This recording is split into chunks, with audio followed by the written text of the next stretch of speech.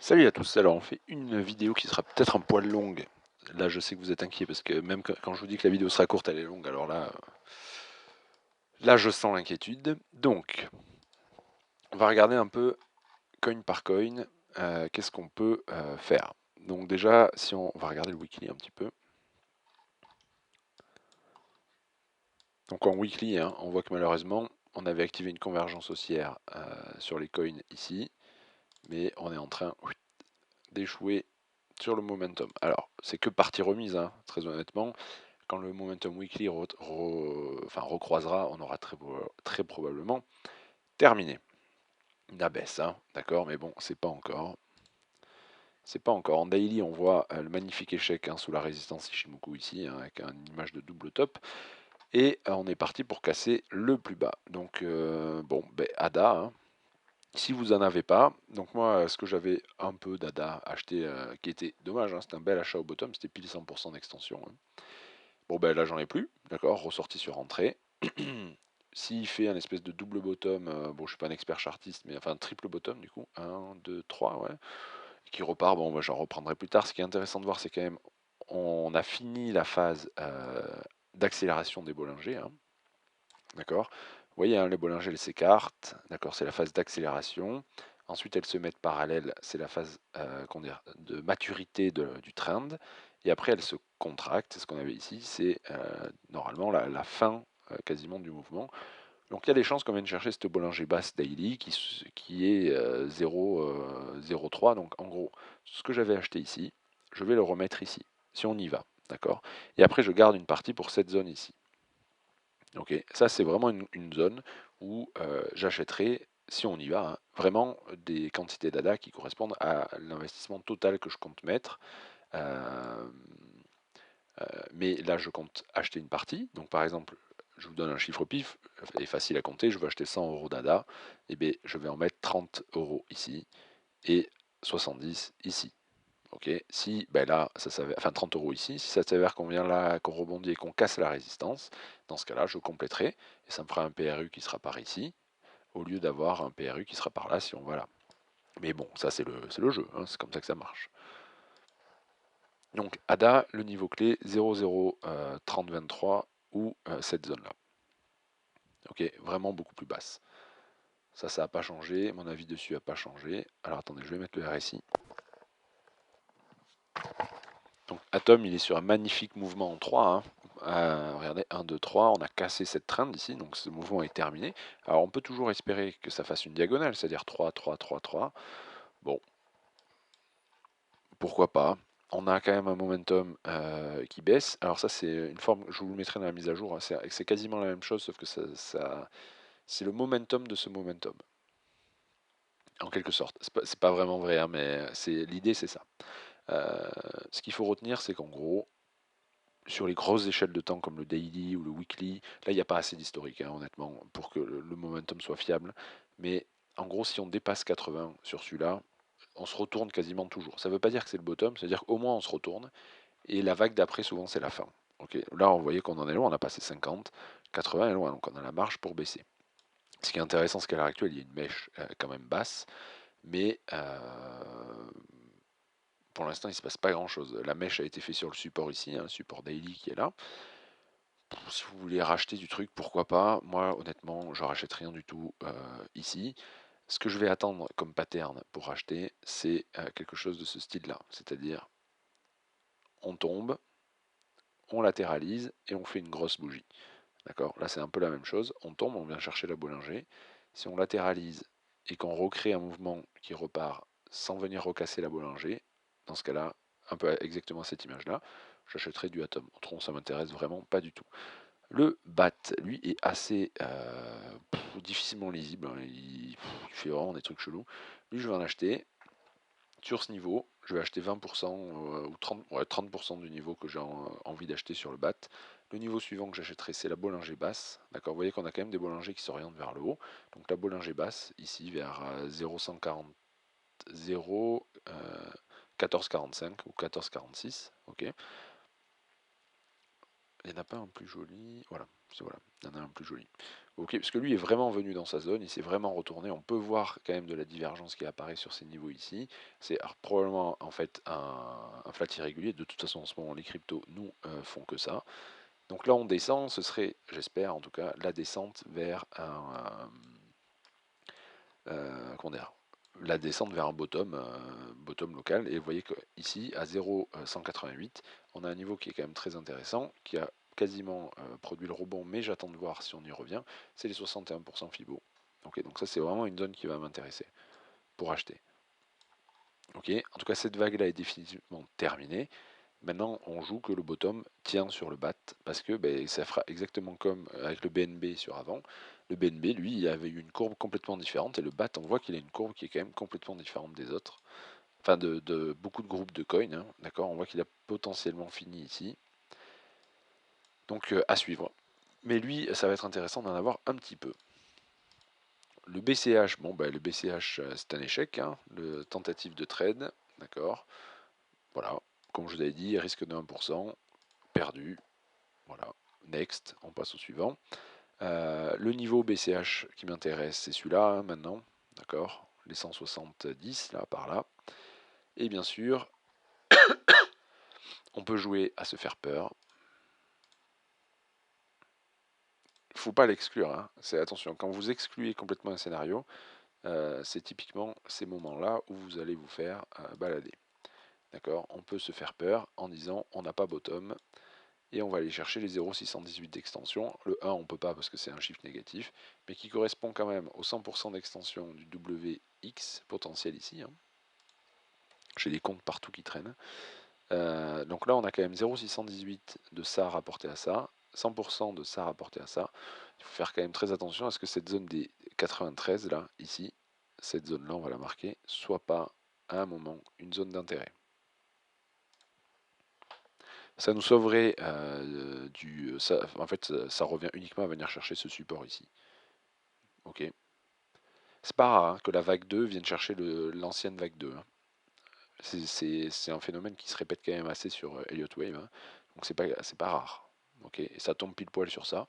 Donc là, ici, il faut une alerte. Hein. C'est-à-dire qu'à 100 balles le BCH, moi j'achète. Hein. Donc le Bitcoin. Le Bitcoin, c'est intéressant. On va mettre les volumes. Enfin, quand je dis c'est intéressant, si on veut. C'est intéressant dans le sens où ça fait extrêmement correctif, d'accord. On a des vagues en 3, on a de l'overlap, on a tout ce que vous voulez, on fait ce flat irrégulier et là on repart. Donc c'est vraiment un marché, les cryptos qui va toujours dans l'extrême, d'accord. On fait l'extrême sur la montée et on va aller, à mon avis, aller chercher l'extrême sur la descente. Ok. Tous ceux qui vous disent j'achète les 6500, blabla, c'est sûr et tout. Les 6500, on va pas y arriver sur une. Enfin, à l'heure actuelle, en tout cas, on n'est pas en train d'y arriver sur un beau ralentissement sur un support. On y va avec des grosses bougies de 10%. Donc, en gros, grosse peur pour que les gens, forcément, rachètent pas forcément ces niveaux. Quoi qu'il en soit, on est pile dans la zone où il va être intéressant de trouver des achats. Ok, ça c'est important à comprendre. Donc, cette zone-là, elle va être intéressante hein, à jouer. Comment la jouer? Il faut pas être pressé. Là, c'est vraiment le truc. Le momentum, le life est bien tout en bas. Et depuis son tout en haut, il en a beaucoup descendu. Donc ça veut dire qu'il y a des boules qui sont présents. Des bears, pardon, qui sont présents. Ok, sans tortiller. Maintenant, on va essayer de voir. J'imagine mal le V-bottom, mais pourquoi pas hein, on peut, comme je vous dis, hein, on joue des scénarios, on ne sait pas vraiment ce qui va se passer. J'imagine mal ça. Vous voyez exactement ce qu'on avait eu ici. Le V-bottom qu'on avait eu ici. On tombait à pic et pouf, on était reparti comme des fous. Ok. Je pense pas que le marché soit dans cet état-là à l'heure actuelle. Ok, on l'a été ici. C'est-à-dire qu'en fait, le flat irrégulier, hein, c'est toujours l'impatience dans des camps. Ok, et normalement, c'est le camp de la tendance de fond. Donc, ça reste assez intéressant. Mais cette montée ici, c'est typiquement au-dessus d'un support, d'accord. Comme je vous ai dit, hein, ça peut avoir deux interprétations. Hein. C'est-à-dire que on fait pump le prix avant d'arriver sur les zones d'achat pour obliger les gens à acheter tout en haut. Ce qui est à mon avis exactement ce qui s'est passé, parce que d'après les contrats futurs, les whales ont plutôt shorté ça, d'accord. Donc en fait, on a fait acheter les gens en haut pour pouvoir leur vendre nos shorts. Ok, enfin nos shorts, les whales vendent les shorts. Ok. Donc là, on fait une cinquième vague de baisse. À mon avis, on n'ira pas. Enfin, qu'on est. Je reste toujours sur. On cherche ça, quoi. On cherche la vague 2, d'accord. Je vous l'ai déjà dit, cette zone des 6000, 6500, tout le monde l'attend.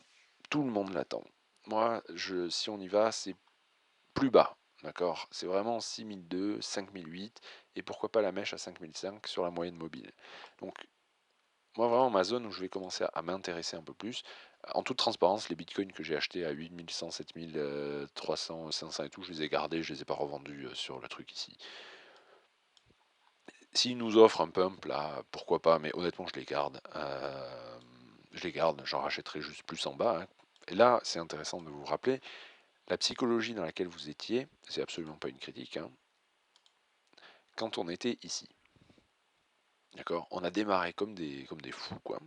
Et rappelez-vous, donc on était quand même bien placé. On a fait un achat à 8100, d'accord. Donc ici, un achat à 8000 et un achat à 7500, un truc comme ça. On avait quand même, ou 7200, enfin je me rappelle plus, il y en avait, c'était étalé. On avait quand même un PRU de malade par rapport au pump qu'il y a eu. Maintenant, on a un PRU qui est moins, qui est moins bon. Mais rappelez-vous l'état dans lequel vous étiez. Si vous remontez à cette date ici, remontez sur le Discord le 25 octobre, il y a plein de messages. Est-ce que vous complétez vos achats que vous avez fait ici? Et à chaque fois, je vous ai répondu non, on n'a cassé aucune résistance. D'accord. Et c'est ça qui est important de comprendre. Si on se place sur du swing de semaine, là, hein, ce qu'on vise, c'est le report de cette vague 1 à 100% de la vague 2, d'accord, et jusqu'à 1.618. Et on visera en objectif 2 la cassure de la TH. Donc, c'est des trades de patience. On n'avait cassé aucune résistance. Vous voyez, cette résistance oblique, on s'est fait rejeter dessus, on l'a jamais cassé. Et donc c'est pour ça que je vous ai dit, non, tant qu'on ne casse pas, je ne renforce pas. Ça, c'est l'expérience, ça vient avec. Si vous avez faux mot, parce que si vous avez racheté ici en vous disant mais c'est parti, et moi j'ai mis que 30% de ce qu'on avait mis ici, moi je veux avoir 100%, ben vous avez buy un top. Voilà, tout simplement. Vous avez acheté sous résistance, et le marché, comme je vous ai dit, c'est comme une maman sévère, vous faites une connerie, vous prenez une tarte, et ça marchera toujours ainsi. Donc voilà. Donc rappelez-vous, on n'est pas pressé. Là, je vous vois plusieurs à vouloir trade, attraper un bottom et tout. Là, il faut regarder du H4 grand minimum, et autrement, il faut regarder du daily. En daily, on voit quoi? Un momentum qui fait le saut de l'ange, un momentum de l'UT supérieur qui est baissier, d'accord. Voilà, on ne se presse pas. Les seules choses qui peuvent faire, comment dire, qu'il faut rentrer dans le game, c'est des bougies comme ça, des volumes comme ça. Quand vous regardez par rapport à, voilà, vous prenez à peu près ce seuil-là, alors c'est sur Bitstamp, hein. Vous prenez à peu près, voilà, ce seuil ici, sur les volumes. En gros, tout ce qui vient au-dessus d'ici, ça a toujours été des bougies importantes pour la suite. Donc, si on fait un volume daily qui vient casser ça, d'ailleurs, comment je pourrais faire? Ouais, je sais pas comment faire. Faudra que je regarde, on doit pouvoir mettre une alerte sur le volume. Donc, en gros, qui vient casser ces pics ici, c'est qu'on arrive dans cette situation-là. Ok, alors on va peut-être acheter ça, et ça ira plus bas, mais c'est pas grave, on fait de l'investissement. Ok, si le momentum, vous voyez ici, hein, le force là, il était en dessous de 80. D'accord. Comme je vous ai dit, en dessous de 80, on a toujours une réaction quasiment. C'est intenable au niveau du calcul par rapport à ça. La réaction, c'est où on pump, on monte, ou alors au moins on ralentit. Regardez ici, supérieur à 80, on a ralenti, on a fait ça. Voilà, c'est tout. Ici, on avait fait la grosse candelle rouge là, mais voilà, c'est pas forcément toujours des reverse, mais c'est-à-dire qu'on approche d'un excès, et typiquement c'est les vagues 3, et derrière on fait la vague 5. Ok, mais on est obligé de se placer au moins en partie sur ces vagues 3, parce que si ça fait un V-bottom, on n'aura plus d'entrée. C'est-à-dire on prendra 20% en une journée, et puis ce sera terminé, exactement comme il y avait eu sur le fameux V-bottom ici. On a pris, je sais pas, on avait pris genre 40% en 2 jours, on ne me rappelle plus, mais voilà, c'était parti, aucun pullback, c'est terminé, vous pouvez plus racheter. Voilà, on vous a eu. Ok. Donc on est obligé d'acheter les sommets, les probables vagues 3. Ok. Donc si le volume vient péter ces niveaux-là, il faut y aller, hein. Si on fait une énorme bougie avec un énorme niveau. Alors on n'achète jamais cette bougie-là, hein, d'accord? On n'achète jamais une bougie pleine comme ça, on attend de voir les bougies d'après. La bougie d'après a une petite mèche basse, donc clairement ici c'est un achat potentiel. Ok. Et après ce qui peut être fait, hein, c'est attendre que le momentum daily se retourne, hein, pour être un poil plus serein. Ok. Mais c'est ce qu'on attend.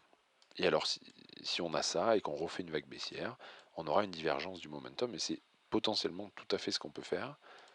J'en sais rien de ce qu'on va faire, personne ne peut savoir, mais vous voyez, on peut faire ça, ou pousser encore un peu, là, venir chercher par exemple ici avec un énorme volume, rebondir, échouer sur cette ancienne, par exemple ici, là, échouer, mais non, on ne peut pas savoir si là on va échouer, donc on est obligé d'acheter ça. Et redescendre encore pour faire capituler vraiment tout le monde en créant une divergence sur le momentum. Et là, si on fait ça, hein, bon ben là par contre, là je mettrai 70% de ce que je veux avoir de Bitcoin si on fait un pattern comme ça. Ça d'accord. Ok. En attendant, on est obligé de gérer du risque et comment dire, des scénarios potentiels. Et c'est exactement pour ça que si vous avez suivi à peu près ce que j'ai fait, on n'est pas du tout all-in sur le Bitcoin. Et là, à l'heure actuelle, vous êtes très content de ne pas être all-in parce que vous avez des cartouches pour jouer plus bas. Alors que si vous avez été impatient, c'est-à-dire vous avez entendu putain c'est nul, j'ai que 30% de mis, c'est parti, le Bitcoin est parti. Regardez, énorme bougie de volume, hein, le trap est parfait quoi. Et bien vous avez bail le top, hein, je vous ai dit. Donc c'est tout affaire de patience.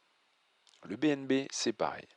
Le BNB il a fait un mouvement qui est possiblement en 3, 1, 2, 3, où on peut compter 1, 2, 3, 4, 5, ça c'est difficile. Le problème va être réglé sous peu parce qu'à mon avis on risque de péter ça. On a fait le job, le niveau identifié, on a rebondi dessus, voilà. Voilà, ça c'est excellent. C'est excellent. Maintenant, si on va chercher plus bas, ben moi comme je dis, j'ai des ordres ici, j'ai des ordres ici. Si on vient casser ça, après c'est terminé, j'ai plus d'ordre, j'ai plus rien. Je vais garder en hold ce que j'ai là, parce que quand même j'y crois. Mais voilà, j'en jetterai pas. S'il revient chercher 4 dollars, ben j'aurai mon moins 75% sur cet achat-là, et puis j'attendrai qu'on remonte. Mais voilà, c'est vraiment mes niveaux. Le premier a réagi. Maintenant, si on va chercher 12 et 10 et 9, et bien voilà, tout ça, c'est des niveaux. Vous les avez, ils sont clairs, ils sont donnés depuis longtemps, la stratégie ne change pas.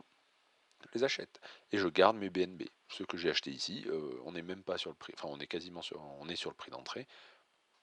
Jamais je les vends ici.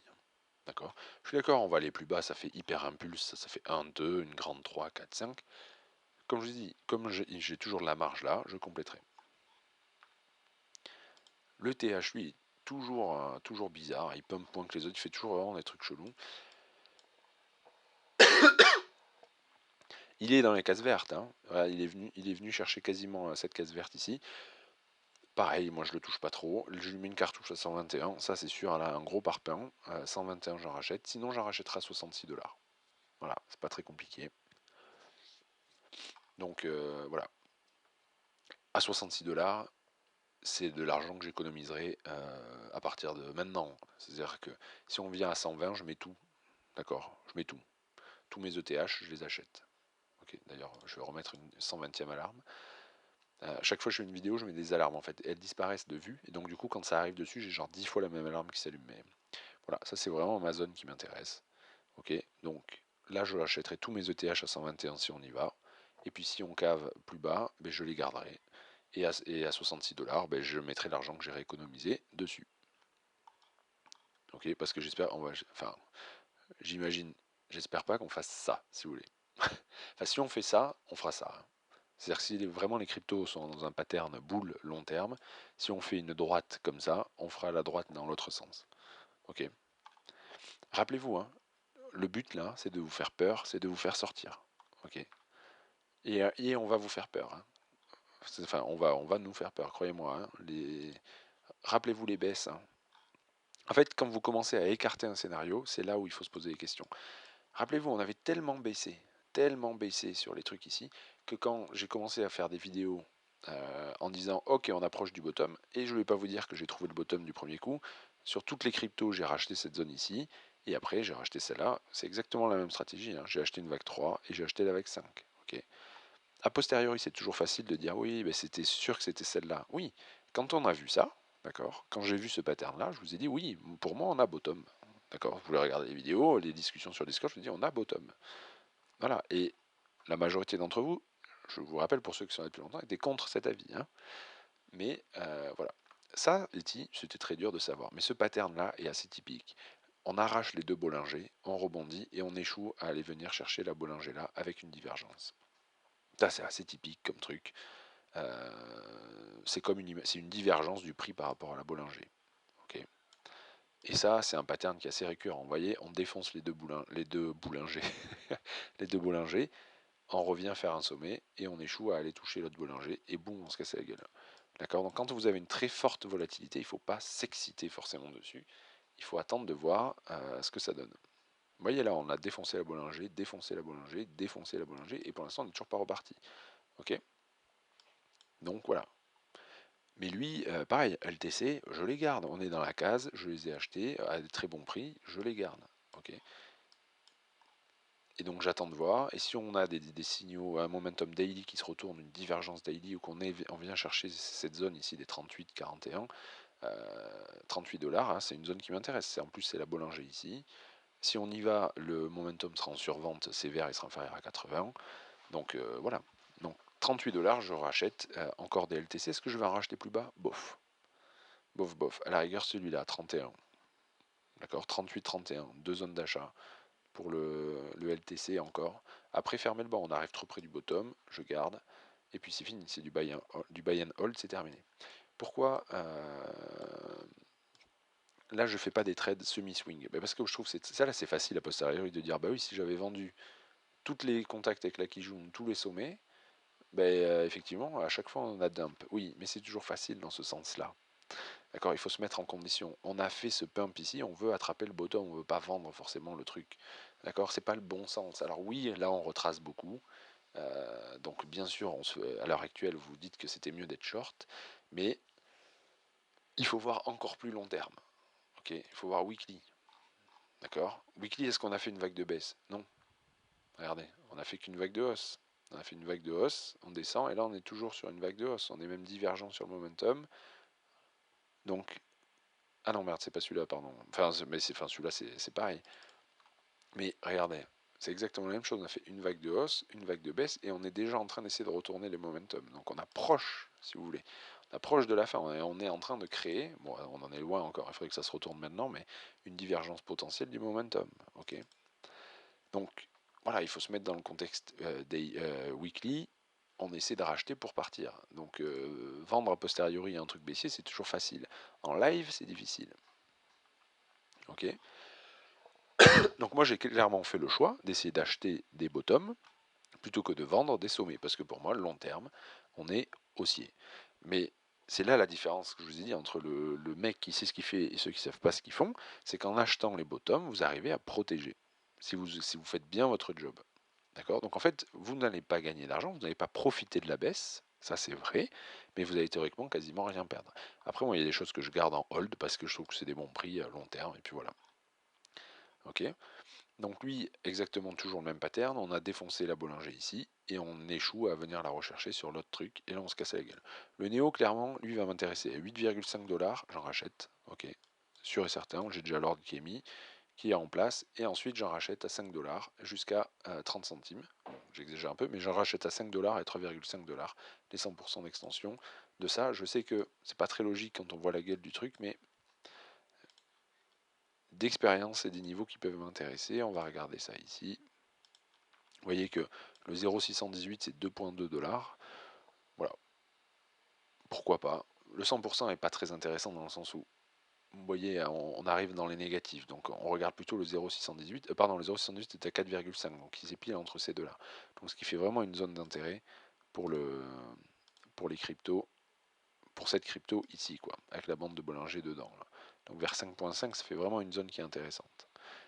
Avec un petit achat, parce que moi le Néo, j'en ai quasiment pas. Puis j'aime bien le nom de ce coin, donc je vais en racheter vers 8,5 et après ici. Et après fermer le banc, j'en rachète plus terminé. Ça fera ce que ça veut. Ok, on va accélérer un peu parce que c'est vraiment long. XMR, bon bah lui j'en ai pas, et du coup je suis content de pas en avoir. Vous voyez, pas de cassure de résistance, on a échoué. Regardez la première, on est venu chercher la première, et puis on s'est cassé la gueule. D'accord. Il va finir par venir dans ma zone d'achat. Ça, c'est cool. Vous voyez que la patience paye. Quand il s'est retourné ici, est-ce que j'ai FOMO en disant oh, il m'a raté à 3 dollars? je l'achète, fait chier et tout. Non, j'ai attendu. Et là, il est rentré sur la première zone d'achat. D'ailleurs, vous voyez la mèche, ça réagit. Et on est dans toute cette zone-là, sachant que moi, les niveaux qui m'intéressent, c'est 38 et 49. Donc le premier que je vais acheter là, je vais quand même attendre, d'accord, qu'on retourne un peu le momentum au moins H4. Hein, d'accord, s'il voudrait bien nous faire des divergences H4, ce serait cool. D'accord, je vois mal comment on finirait sans divergence H4, ces mouvements aussi abrupts, si vous voulez. Donc j'attends un petit rebond, la divergence, et là, je re-rentre sérieusement dans ce type de coin là. Ok, XRP, dans un range qui était tracé, 3 échecs, on est sur le bas du range. Je sais pas où sont mes ordres, enfin sur quel graphe, je sais où ils sont, mais sur quel graphe, voilà. Vous voyez, encore une fois, hein, on vient toucher la première zone d'achat, on rebondit, ça ne marche pas, ben, il y a toutes les zones là, donc lui entre 0,15 et 0,18, voilà, j'arrête de répéter, ça j'ai déjà dit 50 fois, et on a fait à peu près le tour, on peut regarder le link. Mais vous voyez, le link, il est venu chercher pile le niveau qui m'intéressait. Donc j'espère que Kraken m'affile. D'accord.